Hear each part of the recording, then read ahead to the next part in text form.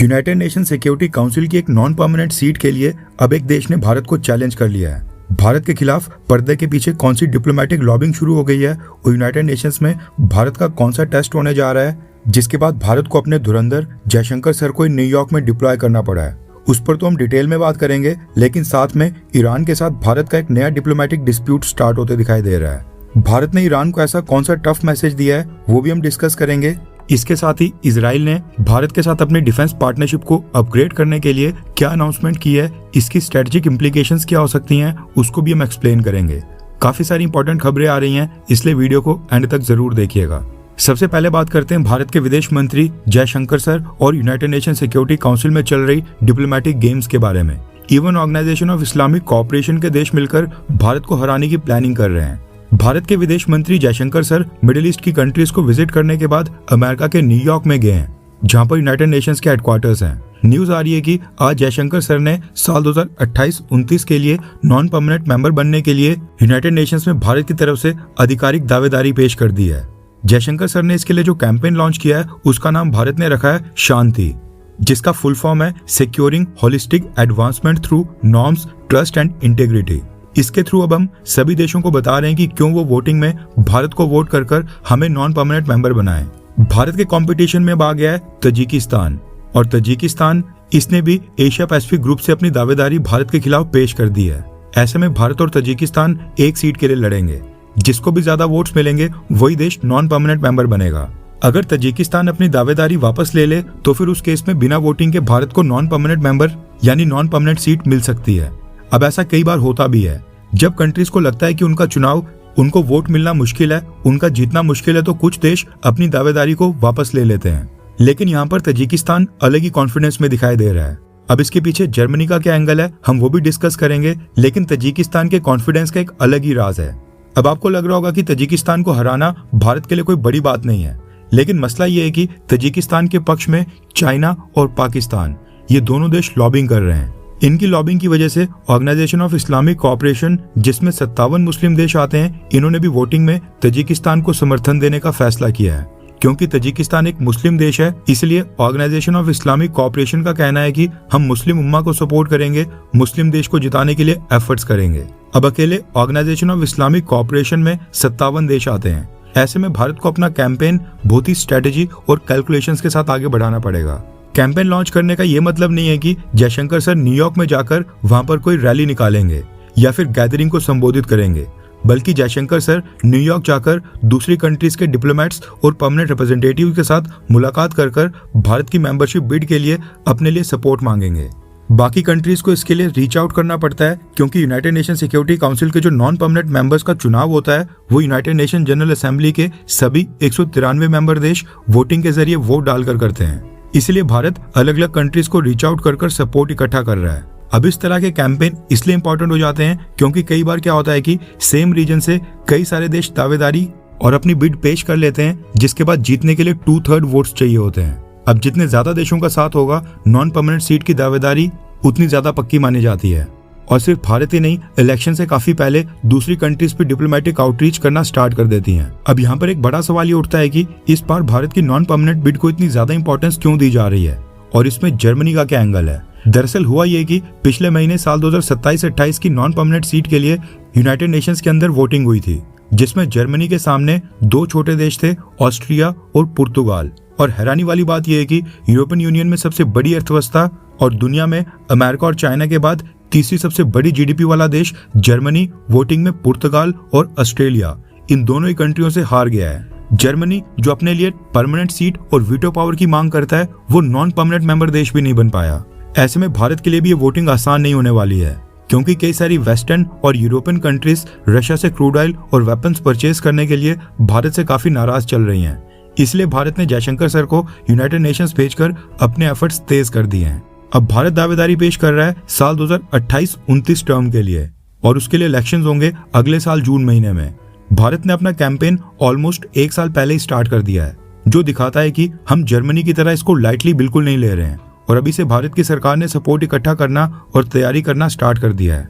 आपकी जानकारी के लिए बता दूं कि भारत पिछली बार नॉन परमानेंट मेंबर बना था साल 2021-22 टर्म के लिए, जिसका मेजॉरिटी समय कोविड-19 से डील करते हुए बीत गया था। अब तक भारत 8 बार नॉन परमानेंट मेंबर बना है और हमने सिक्योरिटी काउंसिल में 16 साल तक सर्व किया है। जर्मनी के वोटिंग में हारने के बाद अब भारत प्रॉपर प्लानिंग के साथ आगे बढ़ रहा है। नेक्स्ट अपडेट आ रही है मिडिल ईस्ट में अमेरिका ईरान लड़ाई और स्ट्रेट ऑफ हॉर्मुज की सिचुएशन के बारे में, क्योंकि आज भारत की सरकार ने भी ईरान को अपना टफ स्टांस दिखाना स्टार्ट कर दिया है। न्यूज आ रही है कि स्ट्रेट ऑफ हॉर्मुज में ईरान ने ओमान के तट के पास 2 ऑयल टैंकर शिप्स के ऊपर हमला किया था। उसमें से एक शिप के ऊपर एक इंडियन क्रू मेंबर की कैजुअलिटी हो गई है और 8 क्रू मेंबर्स को इंजरीज आई हैं, जिसमें से 6 इंडियंस हैं और 2 यूक्रेनियन नेशनल्स हैं।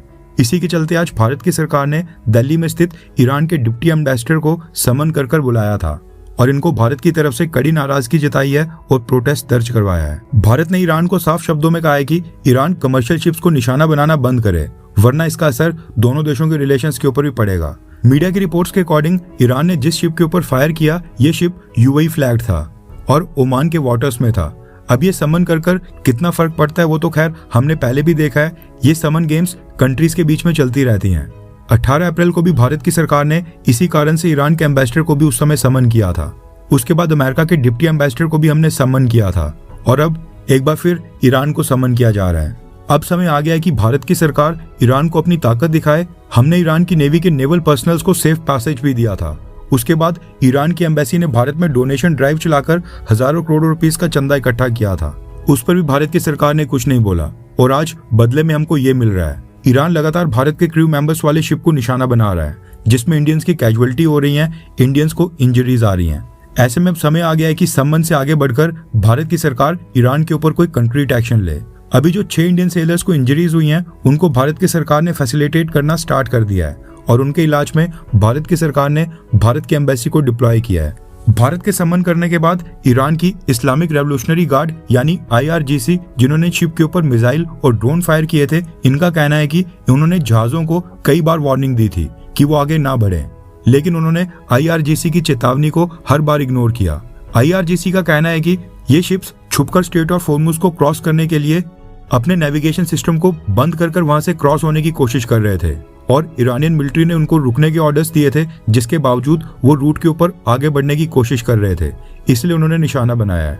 कुछ दिन हमने पहले आपको बताया था कि स्ट्रेट ऑफ हॉर्मुज में 2 रूट्स हैं, एक ईरान के तट के पास से क्रॉस होता है और दूसरा ओमान के तट के पास से, और ये शिप्स ओमान के तट के पास से क्रॉस होने की कोशिश कर रहे थे, इसलिए ईरान ने इनको निशाना बनाया है।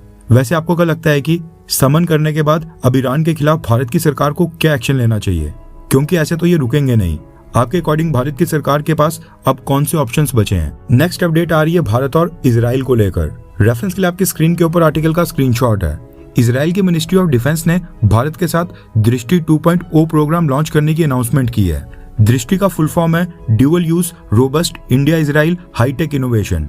इस इनिशिएटिव के तहत इजराइल की जो डिफेंस कंपनीज हैं वो भारत के साथ मिलकर ड्यूल यूज टेक्नोलॉजी के ऊपर कोलैबोरेशन और पार्टनरशिप करेंगी, यानी कि ऐसी टेक्नोलॉजीज जो मिलिट्री और सिविलियन ड्यूअल यूज दोनों सेक्टर्स में इस्तेमाल हो सकती हैं। इजराइल अब वो टेक्नोलॉजी भारत को देगा और भारत की कंपनीज के साथ मिलकर भारत में उनकी जॉइंट मैन्युफैक्चरिंग होगी। उदाहरण के तौर पर आर्टिफिशियल इंटेलिजेंस आज की डेट में सिविलियन प्लस डिफेंस दोनों सेक्टर्स में इस्तेमाल हो रहा है। उसके बाद कई तरह की electronic items, drones, radars, sensors, satellites, semiconductor chips और कई तरह की आइटम्स होती हैं जो सिविल इंडस्ट्री के साथ साथ डिफेंस इंडस्ट्रीज भी इस्तेमाल करती हैं। और अब इजराइल की डिफेंस मिनिस्ट्री ने इनको भारत के साथ मिलकर ज्वाइंट प्रोडक्शन और ज्वाइंट डेवलपमेंट की परमिशन दे दी है। ये प्रोग्राम इजराइल के defence research and development directorate और हैदराबाद के टी हब के साथ मिलकर चलाया जा रहा है, जिसका मतलब है कि इसमें भारत के जो डिफेंस स्टार्टअप कंपनीज हैं उनको भी इंक्लूड किया जाएगा। अगर इस डेवलपमेंट को ब्रॉडर पर्सपेक्टिव से देखें तो सिग्नल बिल्कुल साफ है। इजराइल अब सिर्फ भारत को वेपन्स बेचने की नजर से कस्टमर नहीं मानता है, बल्कि इजराइल अपनी डिफेंस इंडस्ट्री को भारत के डिफेंस इकोसिस्टम के साथ डीपली इंटरकनेक्ट करना चाहता है, ताकि फ्यूचर की डिफेंस टेक्नोलॉजीज दोनों देश मिलकर डेवलप करेंगे और अगर भविष्य में इजराइल को हथियारों की जरूरत होती है तो वो भारत में मैन्युफैक्चर होकर यहाँ से इजराइल को सप्लाई किए जाएंगे। इजराइल को भारत की skilled engineering, low cost but large scale manufacturing base की जरूरत है। हम वो प्रोवाइड करेंगे, जबकि भारत को इसका सबसे बड़ा फायदा ये होगा कि इजराइल की cutting edge advance defence technology, battlefield experience और R&D और जो वेपन्स के मामले में एक्सपर्टीज है, इनका भारत की कंपनीज को डायरेक्ट एक्सेस मिलेगा। दोनों देशों के लिए ये विन विन पार्टनरशिप है।